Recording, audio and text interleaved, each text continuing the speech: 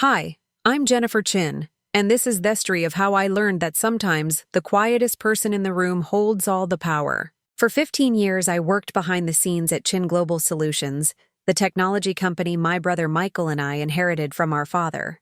While Michael became the charismatic face of the company, I quietly built our empire from the shadows. But sometimes it's only in the shadows that you see people's true colors. I still remember when it all began back when our company was nothing more than a small IT consulting firm operating out of a converted warehouse in Silicon Valley. Dad had built it from scratch, teaching himself coding while working 3 jobs to support us after we immigrated from Taiwan. Michael was always the golden child, charming, outgoing, destined for greatness. I was the quiet one, the girl who spent weekends learning to code instead of going to parties. When Dad passed away 5 years ago, he left us equal shares of the company. "Take care of each other," he said in his final days. "Together, you can build something extraordinary."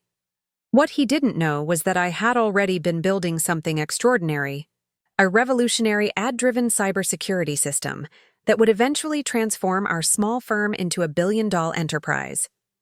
The problems began 3 years ago when Michael met Victoria at a tech conference. She was everything I wasn't. Tall, elegant, armed with an MBA from Stanford and our Zoom lined with all the right companies. Within 6 months, they were married. Within a year, she had convinced Michael she should join the company. "Vicky has amazing experience in financial management, Jen," Michael said, his eyes glowing with excitement. "We need someone like her to help us grow." I nodded and swallowed my objections. What Michael didn't know was that I had already secured a series of funding deals through my own connections. Our growth strategy was already well underway. Victoria started as a financial consultant, but her ambitions were clear from day one. She inserted herself into executive meetings, voiced opinions on everything from marketing to product development, and slowly stacked leadership roles with her business school friends. I watched it all quietly from my office, focusing on our technologies and client relationships. To her, I wasn't a founder or an innovator. I was just Michael's quiet sister. The tension between us built steadily until last week's party, the moment everything changed. Victoria had just been appointed CFO, a position she'd campaigned for relentlessly. To celebrate, she organized a lavish party at the Four Seasons, inviting Silicon Valley's elite, venture capitalists, tech journalists, influencers, everyone who could boost her rising star. I arrived dearly in a simple black dress chosen for understated elegance. Victoria dazzled in a designer gown worth more than some people's salaries. As I approached to congratulate her, she turned to one of her Stanford friends and said loudly enough for everyone nearby to hear, "Why is the cleaning maid here?" "This is an executive party." The room didn't fall silent. Silicon Valley parties never do, but I felt the ripple of awkward glances. Michael stood nearby, clearly uncomfortable, but said nothing. His silence cut deeper than her words. Victoria smirked. "Oh, I'm sorry, I forgot you're Michael's sister. It's just that you're always hiding in that back office. I hardly ever see you at important company functions." She laughed lightly, though I suppose someone has to handle the technical details. I stood there absorbing every condescending word. Years of being underestimated, dismissed, and pushed aside crystallized into one sharp moment. But I didn't cry. I didn't lash out. I smiled, raised my champagne glass, and said, "Congratulations on your new position, Victoria.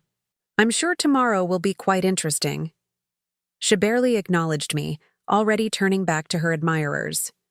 Michael caught my eye, but I shook my head and slipped out early. I had work to do. That night, in my home office, I opened my laptop and pulled out documents I'd hoped never toss. The truth was, Victoria had never bothered to study the company's ownership structure. 3 years ago, when we needed capital, Michael sold me 17% of his shares to avoid outside investors. He was so eager to impress Victoria that he signed the papers without reading the fine print. I now own 67% of Chin Global Solutions. I worked through the night, emailing board members, calling our legal counsel, preparing announcements. As the sun rose over Silicon Valley, I felt a mix of sadness and resolve. Dad told us to take care of each other. But sometimes taking care of the company means making hard choices. The next morning, I arrived early to the conference room. At 9:00 a.m., sharp Victoria strode in with a triumphant smile, carrying her orientation papers. That smile froze when she saw me seated at the head of the table alongside board members, on video calls, legal counsel, and a pale-looking Michael. "Jennifer, what are you doing here?" she demanded. "I have a CFO orientation scheduled." "Actually, Victoria," I said calmly, "we need to discuss some changes in the company's structure." Her composure slipped. "What changes?" I opened my laptop and projected the document onto the main screen. "As of this morning, I am exercising my rights as majority shareholder of Chin Global Solutions to implement organizational restructuring." Majority shareholder. She gave a brittle laugh. "That's ridiculous. Michael and I control 67%, I own 67%. I interrupted quietly. "Would you like to see the paperwork?" I displayed the ownership breakdown. Her face twisted through disbelief, anger, and fear. "This can't be right," she hissed at Michael. "Tell her this isn't right." Michael looked like he had aged 10 years overnight. "It's true," he said softly. "Is old Jen part of my shares?" "I never thought." "Never thought what?"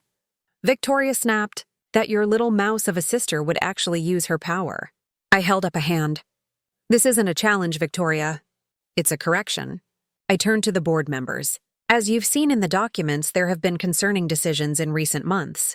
The hiring of unqualified personnel at inflated salaries, the reallocation of R&D funds to marketing, and the attempted sale of our core ad patents to a competitor." The room was silent. For the first time, eyes were not on Victoria. They were on May, the quietest person in the room, Theon with all the power. Victoria's face went white. "How did you know about the patent sale?" "I built our security systems, Victoria." I finished for her. "Did you really think I wouldn't have protocols in place to monitor attempts to access our intellectual property?" One of the board members cleared his throat.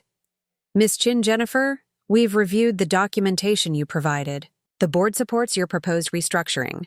In nodded in thanks, then turned back to Victoria. "Your position as CFO is terminated. Effective immediately. Security will escort you out." I pressed a button on my phone. 2 security guards entered the room. "You can't do this." Victoria's composure finally shattered. She spun toward my brother. "Michael, are you going to let her destroy everything we've built? Everything we've built?" I rose slowly to my feet. "Victoria, while you were planning parties and giving interviews about being a woman in tech, I was Theon building this company's future. That security system you tried to sell, I developed it. Those major clients you bragged about at events, I brought them in. The technical details you dismissed so casually, they're worth billions." Victoria turned to Michael, desperate. "Do something." My brother looked between us, and for a brief moment, I saw the boy who used to defend me on the playground.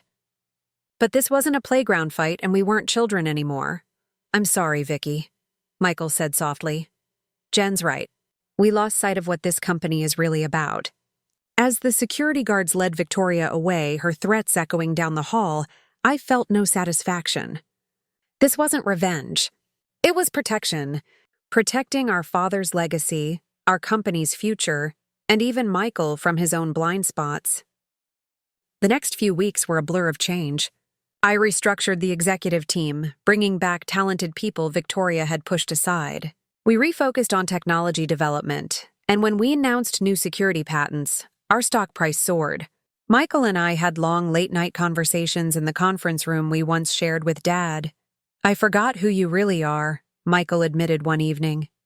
"Somewhere along the way, I started seeing you through Victoria's eyes instead of my own." "We both forgot," I replied. "We forgot that family means being honest with each other, even when it's hard." 3 months later, an envelope arrived from Victoria's lawyer. Divorce papers for Michael, along with a demand for a hefty settlement. Michael signed them without hesitation. "You know," he said, putting down the pen, "Dad always said you were the smart one." I smiled. "Dad said we were both smart in different ways." He was right. We just had to remember how to work together. A year has passed since the night Victoria mocked me as the cleaning maid. Chin Global Solutions has tripled in value. Our security system is becoming the industry standard. Michael and I have found our rhythm again. He handles public relations while I drive innovation. Last week, I delivered the keynote at a major tech conference. Standing at the podium, looking out at a sea of faces, I thought about all the quiet people, the ones behind the scenes, underestimated, overlooked. Success isn't about being the loudest person in the room, I told him. It's about being the most observant, the most prepared, and sometimes, yes, the quietest. Because true power isn't found in titles or corner offices. It's found in knowing your worth and standing your ground when it matters most. As for Victoria, last I heard, she was working at a small startup, still telling anyone who will listen about how she once served as CFO of Chin Global Solutions. Sometimes I see her quoted in articles about women in tech, and I can't help but smile. She still doesn't understand that leadership isn't about the title you hold. It's about the value you create. I keep my father's picture on my desk. His kind eyes remind me of his last words. Take care of each other. And in the end, that's exactly what I did. I took care of our company, our legacy, and yes, even my brother. Sometimes taking care means making hard choices. But as long as you stay true to your principles, you'll never lose your way.